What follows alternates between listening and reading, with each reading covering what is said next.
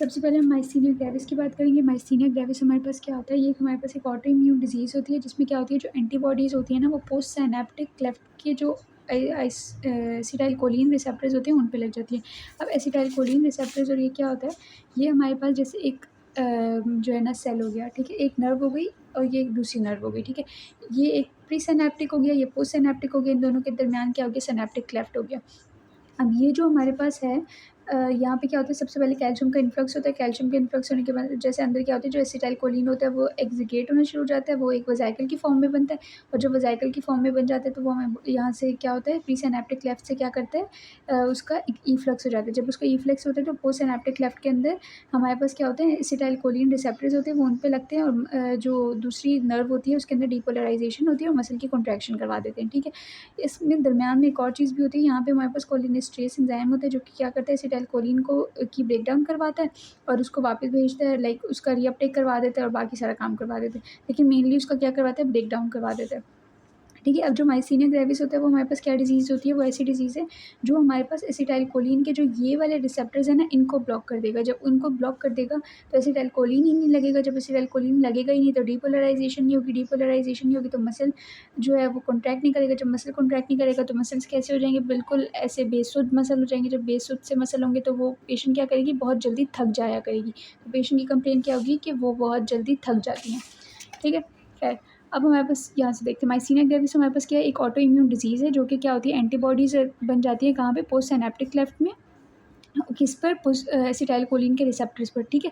जिसकी वजह से हमने क्या बोला, क्या होगा इवेंचुअली जो है ना, हमारे पास मसल कॉन्ट्रैक्शन नहीं होंगी। क्यों नहीं होंगी, क्योंकि सिग्नल ही ट्रांसफ़र नहीं हुआ। सिग्नल ट्रांसफ़र क्यों नहीं हुआ, क्योंकि एक्शन पोटेंशियल जनरेट नहीं हुआ, सीधी बात, ठीक है। अब क्योंकि यहाँ पे हमारे पास ये एंटीबॉडीज़ बनी है, तो ये कौन सी हाइपर सेंसिटिविटी होगी, टाइप 2 हाइपर सेंसिटिविटी रिएक्शन हो गया, ठीक है। अब इसके अलावा ये एसोसिएट करती है कुछ चीज़ों से। माइस्थीनिया ग्रेविस की एसोसिएशन कुछ चीज़ों के साथ है। पहली एसोसिएशन किसके साथ है, HLA-B8 के साथ है और HLA-DR-W3 के साथ है, ठीक है। ये तो 2 जीन्स हो गए, ठीक है, एलील्स हो गए, सॉरी। फिर हमारे पास क्या होती है, अब ये होती किसके अंदर है, सबसे पहले नहीं, अच्छा पहले ये देख रहे हैं एसोसिएशन, ये किसके साथ है, ऑटो इम्यून डिसऑर्डर है तो क्या करवाएगी, जितने ऑटो इम्यून डिसऑर्डर्स होते हैं उनके साथ ये एसोसिएट करेगी। कैसे, सबसे पहले रोमैटिक आर्थराइटिस के साथ, सार्कोइडोसिस के साथ, SLE के साथ, हैशीमोटो के साथ, थायरॉइडाइटिस के साथ और ग्रेव डिजीज़ के साथ। तो ये इन चीज़ों के साथ क्या करती है, ये एसोसिएट करती है, ठीक है। तो इन सब में भी मतलब इन सब के होने की वजह से इसका रिस्क और बढ़ जाता है। अब ये प्रेजेंट किस में होती है, ये हमारे पास यंग फीमेल्स में होती है, ठीक है, जो लाइक 20 से 30 और ओल्ड मेल के अंदर होती है 60 टू 70। तो इस तरह देख सकते हैं कि मिडिल एज जो हमारे पास अराउंड 20 से 30 ईयर की फीमेल में हो गई, और मेल जो होते हैं वो हमारे पास क्या होते हैं, ओल्डर होते हैं, ठीक है। यही चीज़, तो एक दफ़ा वापस रिवाइज़ कर लेते हैं। एंटीबॉडीज़ क्या करती हैं, आती हैं, एसिटाइलकोलिन के रिसेप्टर पर लगती हैं, उसको ब्लॉक कर देती हैं। एसिटाइलकोलिन जब अटैच नहीं होगा तो क्या होगा, एसिटाइलकोलिन की सिनैप्टिक क्लेफ्ट के अंदर जो हमारे पास वो है, सॉरी, रिसेप्टर पर जो एसिटाइलकोलिन लगता है वो क्या होगा, कम हो जाएगा। जब वो कम हो जाएगा तो डीपोलराइजेशन नहीं होगी, डीपोलराइजेशन नहीं होगी तो मसल कॉन्ट्रैक्ट नहीं करेगा, मसल कॉन्ट्रैक्ट नहीं करेगा तो क्या, इफेक्ट जनरेट नहीं होगा। तो माइस्थीनिया ग्रेविस हमारे पास क्या हो गया, पोस्ट सिनैप्टिक नर्व डिसऑर्डर हो गया, ठीक है। ये सारी बात हो गई। अब हमारे पास क्या हो गया, क्लिनिकल फीचर। अब अगर माइस्थीनिया जो ग्रेविस का अगर हमारे पास कोई पेशेंट आता है तो वो कैसे प्रेजेंट करता है, उसमें जितनी भी हमें डिजीज़ेज़ मिलेंगी ना, वो सारी एसिमेट्रिकल मिलेंगी, यानी एक तरफ होंगी, ठीक है। अब एक तरफ क्या होगी, मसल वीकनेस होगी। और मोस्ट कॉमन जो हमारे पास माइस्थीनिया की जो हमारे पास कॉम्प्लिकेशन वाले पेशेंट मिलते हैं ना, उनमें क्या होता है कि हमारे पास ऑक्यूलर, एक्स्ट्रा ऑक्यूलर मसल की जो कॉम्प्लिकेशन है ना, वो फटीग मिलती है हमें। तो वो जो फटीग मिलेगी वो क्या होगी, फर्स्ट सिम्पटम होगा, ठीक है। तो यहाँ पे हमारे पास अब माइस्थीनिया ग्रेविस में भी डिफरेंट टाइप्स होती है ना, एक होती है ऑक्यूलर माइस्थीनिया ग्रेविस, एक होती है जनरलाइज। जो ऑक्यूलर होती है ना, उसमें हमारे पास ट्राइएड होता है 3 चीज़ों का, डिप्लोपिया होता है, टोसिस होता है, और ऑक्यूलर ऑर्बिक्युलरिस ऑक्यूलर जो मसल होता है ना, उसकी जो है ना वो क्या कहते हैं, वीकनेस होती है, ठीक है। तो ये चीज़ें होती हैं। अब इसमें हमारे पास क्या फर्स्ट साइन क्या हो गया, सबसे ऊपर आँख होती है, तो हम देखेंगे आँख से शुरू करते हैं। तो आँख से शुरू, टोसिस है, डिप्लोपिया है, फटीग हो गई है एक्स्ट्रा ऑक्यूलर मसल की। किसका कॉमन सिम्पटम है, माइस्थीनिया ग्रेविस का, ठीक है।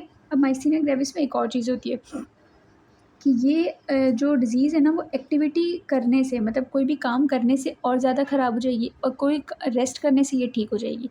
मतलब जो फटीग है अगर कोई काम कर रही होंगी तो कहेंगी कि मैं थक गई हूँ बहुत ज़्यादा और अगर रेस्ट करेंगी तो बोलेंगी अब मैं ठीक हूँ। ठीक है? तो हम क्या इसमें अच्छा इसके अलावा हमारे पास क्लिनिकल फ़ीचर्स क्या-क्या हो सकते हैं कि स्पीच में मसला हो सकता है। अच्छा इसमें जो है ना हाँ स्पीच में मसला होगा तो जब स्पीच में मसला होगा तो टोन भी ख़राब होती है ना। अगर आप देखें कि अगर आपकी स्पीच में कोई भी चीज़ आड़ा-टेढ़ा मुँह करके अगर बात करने की कोशिश करें तो क्या होगी टोन भी डिक्रीज़ हो जाएगी, ठीक है? जब टोन डिक्रीज़ हो गई है, मुँह लाइक फेशियल मसल इन्वॉल्व हो गए हैं तो क्या होगा उसकी वजह से मैस्टिकेशन में भी डिफ़िकल्टी होगी। तो माइस्थीनिया ग्रेविस हमारे पास के कौन से मसल्स को अफ़ेक्ट करती है सबसे ज़्यादा प्रॉक्सिमल मसल की वीकनेस करवाती है और जीबीएस क्या करती है डिस्टल मसल को करवाती है, ठीक है? तो प्रॉक्सिमल मसल वीकनेस होती है फिर हमारे पास इसमें क्या कंप्लेन होती है पेशेंट कहते हैं या कहती हैं कि मैं 2 या 3 सीढ़ियाँ या 2 या 3 ज़ीने चढ़ती हूँ तो क्या हो जाता है कि मैं थक जाती हूँ, मैं अपने बाल खुद नहीं बना पाती हूँ, ठीक है? अब इसमें एक सीवियर फॉर्म आ जाती है, सीवियर कब होता है जब हमारे पास रेस्पिरेटरी मसल जो होते हैं ना, वो इन्वॉल्व हो जाए। जब रेस्पिरेटरी मसल कॉन्ट्रैक्ट नहीं करेगा यानी डायफ्राम कॉन्ट्रैक्ट नहीं करेगा तो क्या होगा पेशेंट फेटल कंडीशन की तरफ चला जाएगा, लाइफ थ्रेटनिंग हो जाएगा। तो इसको क्या कहते हैं माइस्थीनिया क्राइसिस कहते हैं हम इसको, ठीक है? ठीक है, फिर हमारे पास क्या होता है कि माइसीना अच्छा कौन-कौन से मसल्स इसमें इन्वॉल्व हो गए, सबसे पहले हमने ऊपर की बात कर ली, फेस की बात कर ली, तो फेस में आई में ऑक्यूलर मसल्स इन्वॉल्व हो गए, उसकी वजह से क्या हुआ diplopia, ptosis, extra ocular muscle की फटीग हो गई।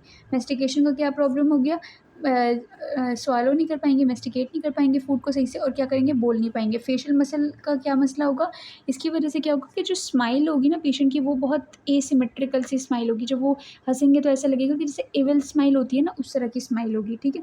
उसके बाद क्या है डिग्लूटेशन प्रॉब्लम हो गया, हमारे पास स्वॉलो नहीं कर पाएँगे वो, ठीक है।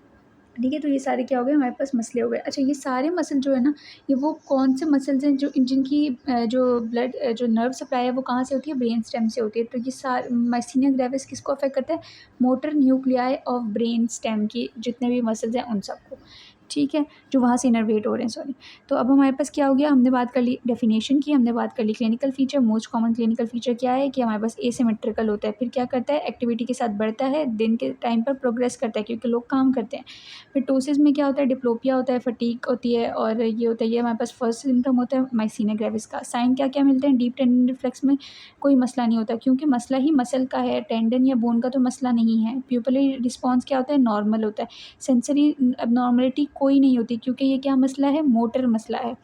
ठीक है, फिर ऑटोनॉमिक डिसफंक्शन कोई भी नहीं होता। अगर हम एग्ज़ाम्पल में याद करना चाहें तो हम बोल सकते हैं कि यूरिनरी इनकॉन्टिनेंस हमें कोई नहीं मिलती तो वो ऑटोनॉमिक एक डिसफंक्शन होता है ना, तो वो नहीं होता, तो वो ठीक होता है, ठीक है?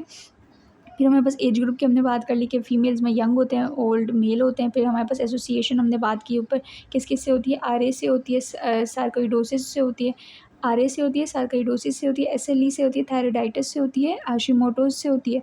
ठीक है, उसके अलावा क्या होती है कि हमें बहुत ज़्यादा 65% पेशेंट में क्या मिलता है हाइपरेमिक हाइपरप्लेशिया मिलता है, जो कि क्या होता है इसकी वजह से क्या होता है जो एंटीबॉडीज़ बन रही होती है ना थायमस के खिलाफ वो आके एसिटाइलकोलिन पर जो है ना एक्ट करने लग जाती हैं। जब एसिटाइलकोलिन पर एक्ट करती हैं तो उसकी वजह से क्या होता है कि ये response auto immune response generate होता है, ठीक है? फिर हमारे पास क्या होता है थाइमोमा, थाइमोमा क्या होता है ये हमारे पास 15% जो है ना वो अफ़ेक्ट करता है और ये क्या होता है बेनाइन ट्यूमर होता है हमारे पास।